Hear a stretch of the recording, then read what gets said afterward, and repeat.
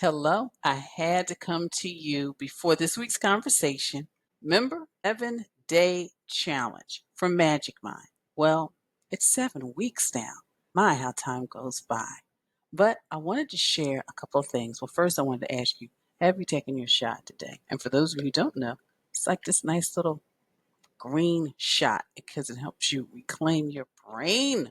But I wanted to share with you some feedback. And this is from Carla, who shared how much of a game changer it has been for her. She mentioned feeling a noticeable improvement in her mental processes and a significant boost in productivity since incorporating it into her daily routine. So, have you joined me? I know I started this journey with just 7 days, but now it's 7 weeks and counting. So, of course, if you want to join us and really just begin to be more focused, reduce that anxiety and stress, you can actually get up to 48% off your first subscription or 20% off of a one time purchase. And of course, the code to do so is CGCO20 at checkout. And of course, you go to magicmind.com. CGCO20. That's Magic Mind, CGCO20. And just regain your focus, reduce your stress, and actually be more productive.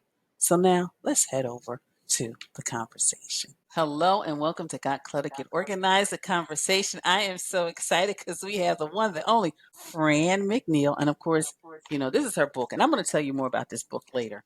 But Franne, thank you so much for joining us to talk about succession because that's something businesses don't talk about. And you really, in order to have a business, you have to organize yourself so that you can have a succession plan.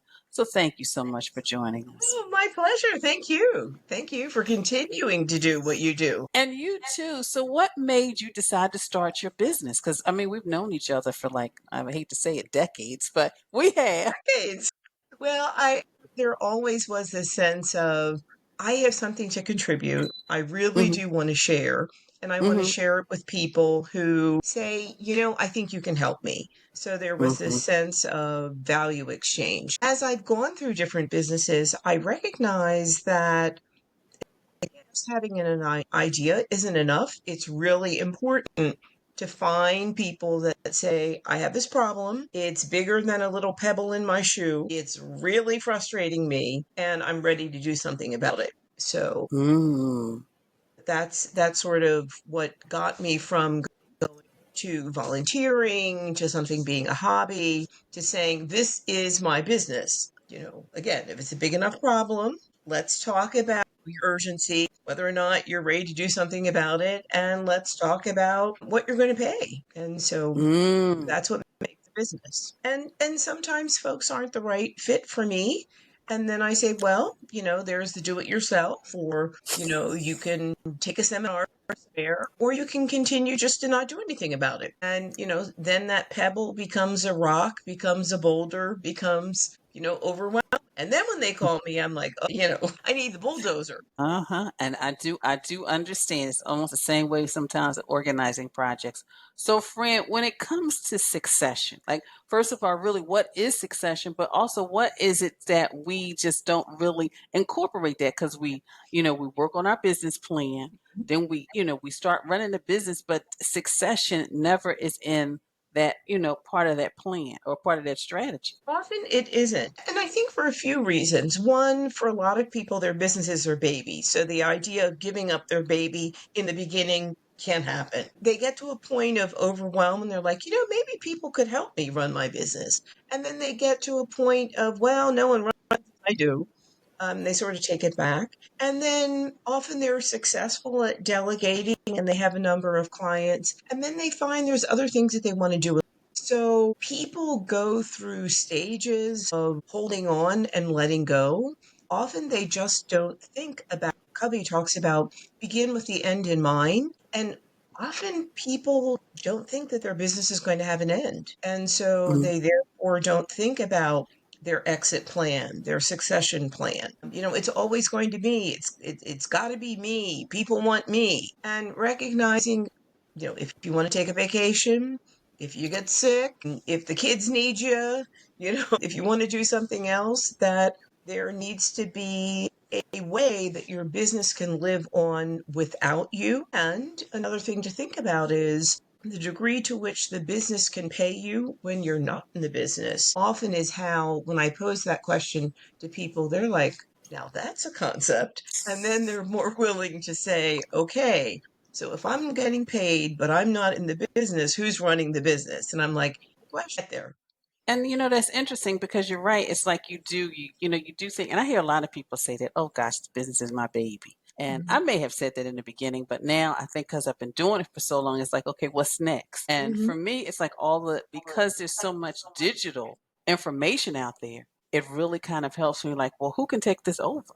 Who can actually pick up the torch, the baton, etc., and run it? But like you said, it's really a nice feeling when you can just kind of step back, allow somebody else to run it, but also get some monetary, you know, funds from that. So, how do we start? Is there a certain point in our business where we should think, well, I've been doing this for 5 years, maybe I should do it? Or is it later? Is it earlier? Like, how do we start? And what are some of the things that we need to do? We need to connect with someone like you who can actually help us on this journey. Well, I think that when people create that business plan, and a lot of people avoid doing the business plan, the thought of it's in their head and putting it in writing, they're like, oh no, I can't do that. And so I say to folks, do you have a phone? Do you speak into your phone? Do a voice based business plan. Answer 10 basic questions. There's something called business canvas model. So there are 9 basically boxes. Answer 9 questions, and that will help you think about what is your business model. I think the other thing is for people to ask the question, if I'm not involved in my business, what do I want to be happening with my business? Again, whether it's because you're taking a vacation, so that might be a week, maybe for some it's a month, whether you have to step out of your business to take care of yourself or someone else. Again, that might be a few hours, that might be a few months. Just thinking about, to what degree is your source of income? And if you are the one generating all that income and you do have to step out, what are you going to live on? I think that reality check helps people. I'm too young for Social Security. Oh, I can't get disability insurance. No one's going to give me money just because I'm around. So, how do you replace that $2,000, $6,000 a month? Gets people thinking.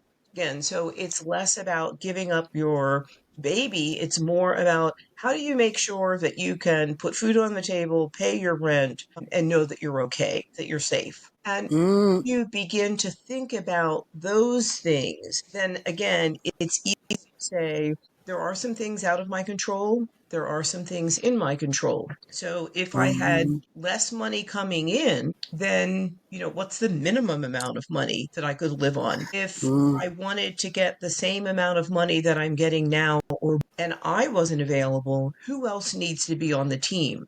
Do I need a strategic partner? So someone that does, maybe I do A, but I work with someone that does A and B, and maybe I have a part-time person that does C, and then I'm only involved at the last level, the D level. Or maybe I'm involved on A, and then someone else is taking it through BCD. Thinking about, how does your business work, but first really starting with the money. If you're not working and you don't have the money, what's the biggest pain point for you, and what can you do to kind of start addressing that? And that mm, helps people, because people like to eat, people like mm, food, shelter, clothing, mm. so they're like, okay, friend, that's practical. And I'm like, yeah, this is practical. And as you were talking, it was a couple of things I was thinking about. When I wish I really had had a succession plan in place, but I didn't really know when I had to take care of my mother, and I became her full Mhm. time caregiver. And Great. that's something a lot of people are dealing with now. So Mhm. that's one reason to motivate all of you watching and listening to really think about it. I mean, your parents are getting older. But then once I went through that, and then when I had to have major surgery, I had backup. So when Mhm. people were calling and things needed to be troubleshooted, I had somebody in place to take care of that. So you're right. That really truly helps you. And, I really wish I did have somebody in place when I was taking care of my mother because basically, friend income just stopped because I was taking care of her. That was and it was like I couldn't do both things. So you brought up some really valid things that we need to think about specifically as businesses. Thank you so much. So And I I know, always Janet, you've been using the term succession plan. A lot of people are kind of like, well, I don't really know what that is. I mean, again, okay. simply it's when you are not in the business, who is going to be running the business and generating revenue for the business so that your business bills are paid. And if you're on the payroll, and it's that simple. And often as entrepreneurs, we're used to wearing many hats, even though we're not a hat rack. And we are thinking 24 hours in a day, what's that? No problem. I can easily work 5 days a week, straight. Some point, life catches up with you, and then you're like, no, I actually need sleep. No, I don't. I'm kind of Mhm. cranky when I don't and so it's again these practical things that help you realize if you don't plan on taking breaks, on having your business work without you, when life happens, which it does, you will be left with no income and won't be getting Social Security because you didn't pay into Social Security. You won't be getting medical benefits because you didn't plan to charge your customers enough to cover that. So, although it sounds like, oh, do I have to do that business plan? The reason that a business plan has 1,000 questions and a lot of what if and why and how, it's because it takes you through without any emotion questions that A, you probably wouldn't think about, and B, if you take the time to think about, allows you to have all of your bases covered. And I like the way you say to have all of your bases covered because, like, you just don't know. And Mhm. it's nice to be able in a place where, okay, I'm going to take some time off because I need to rest and I need to just kind of recharge myself without worrying about, okay, do I have enough money to cover this, that, or the other? So, yes, that is definitely in. So, I ask this question to all my guests. How do you stay organized, Fran? I mean, you are helping, you are like the coach, you're the facilitator, you're doing so many things. And of course, I know you're involved in the community. So, how do you stay organized? Is it an app? Is it a tool? Or is it just because you have created habits and routines? Well, I always, so when I think about that or related question, part of it is my parents. My parents were very organized and focused people.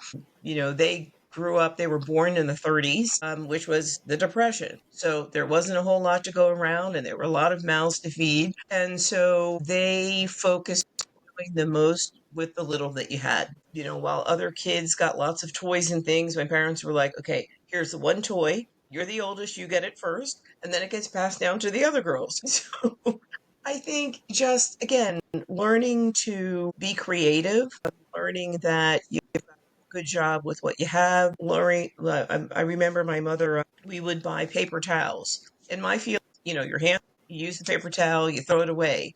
You have the tin foil, you use the tin foil, you throw it away. And I would notice that my mother would be like, unfold the towel, let it dry. This is terrible, little bugs and stuff. She's like, no, dust off the crumbs. And this time when I was a teenager, I thought, this woman is crazy. Well, during the pandemic, toilet paper was like something that was item Yeah. after. Mm-hmm. These things that you get used to as conveniences, they're expensive. Mm-hmm. And so Mm-hmm. I think it's just recognizing another phrase from my mother, money doesn't grow on trees, and that you've got to be thoughtful about what you want, be willing to reuse it, and be willing to repurpose it. And when you're running a business, and when you're running your own life, I mean, again, you only get one body. You get two eyes and two ears and one mouth and, two nostrils, but you get some duplicates. But Mm-hmm. overall, you only get one body. And medicine doesn't always bring it back to its original, condition. Like, a computer, you can send it back, refurbish it. Medicine sometimes does, sometimes doesn't. So, being very thoughtful about the 24/7 that you get about the food that you eat, about the people that you associate with. We both know George Fraser, and I think he was the first person that I heard say, you can sort of tell where you're going by the five people that are closest to you. And so Mhm. being selective about who you surround yourself really helps you be organized. If you're hanging around people that are always kind of draining your battery and making you feel negative about yourself or others, you don't have time to really focus on what's important. And Mhm. so while it may sound like I'm saying snippets about different things, I mean, organization is about mindset. It's about your values. It's about what you prioritize. And from a very structured family, that was baked into how we grew up. So, I remember being younger and people would say, "Gee, you don't really smile a lot." And I'm like, "I'm focused." What is like it's time to smile. I've got homework to do. I got to read these books. I got to, so discipline and organization were part of my life. It's baked in. Yep. And I truly understand, friend, because it was baked in over here too. It was like, yep, we do this and we do this and we do this and we put things back. So I Mhm. do understand. So, friend, first of all, I've enjoyed our conversation. So, one, how can people connect with you? But also, how can they get a copy of your book? See, I still got to Ah, go. okay. But Who else is my word? So they can check out on Amazon Significant from Frustrated to Fantastic, and they can find the book. And one of the things I like to share with folks is while it has about 20 short stories about different aspects of my life, it really mm-hmm, is designed to be a conversation starter. The stories are very mm-hmm, short, mm-hmm. and after each chapter, there are questions that people can ask themselves, or if you're with a group of people, you can go, "What's your story about XYZ?" And it's a way to get to know others and listen and be supportive. And that really allows people to recognize or reaffirm that they are significant and the people that they're surrounding themselves with are significant. And If that is so true. And I'm getting in actually, touch with me, yeah, oh, what were you going to say, friend? Did you? yeah, it's LinkedIn. You can look at Fran, two N's and an E, McNeal. You can also look up significant business results because that is what I focus on. I mean, it has a lot to do with where are your priorities. If you're going to spend your time, focus on something that's significant, whether it's business or personal, focused on that matters to you is also important. And of course, I will have all of Fran's links in the show page. And Fran, I just want to let you know. See, of course, see, all of you think, oh, this is a book I'm gonna read. Well, she has discussion questions in the back, and just so you can see real quick, I don't know if you can tell. See, there's all my notes, Fran. So yes, I read the book and I did the discussion questions because it really makes you think. You want to be significant. Right, So right. again, Fran, thank you so much for your time. It Oh, is so thank greatly you. appreciated. Thank you.